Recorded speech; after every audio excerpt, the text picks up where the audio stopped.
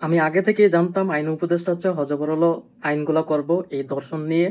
ভাই ভাই আমি ৩ দিন আগে ভিডিওগুলা বানাইছি। ঠিক সেইম হয়ে গেল যে আমি হাজারবার বলছি যে হচ্ছে যেগুলাতে হচ্ছে সম্মতি আছে এগুলা দর্শনের আওতায় আনা যাবে না।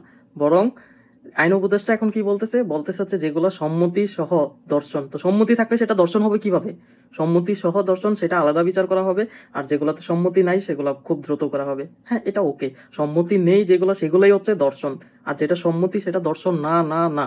এইটা নিয়ে কথা বলতে হবে। এটা কোন ধরনের আইন? সম্মতি মানে হচ্ছে এই যে বিয়ের প্রলোভন, দেন প্রেম, ভালোবাসা ইত্যাদি কারণে হচ্ছে যখন সম্মতি থাকা সত্ত্বে এটা হয়। কিন্তু যখন স্বার্থ হাসিল না হয় তখন গিয়ে হচ্ছে তার বিরুদ্ধে দর্শনের মামলা দিয়ে ফেলে। এটা তো ডাবল স্ট্যান্ডার্ড বেয়াদবি।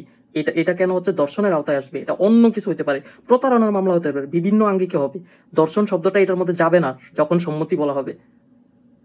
আমি একমত হতে পারলাম না আইন উপদেষ্টার সাথে। আসলেই পারলাম না। আমার গত ভিডিওগুলা দেখো তাহলে বুঝতে পারবা যে আমি হাজারবার বলছি এগুলা হচ্ছে সম্মতি থাকলে হচ্ছে এটা দর্শনের আওতায় পড়বে না। আর কোনটা দর্শনের আওতায় আছে সেটা বলা আছে আমার পূর্বের ভিডিওগুলোতে।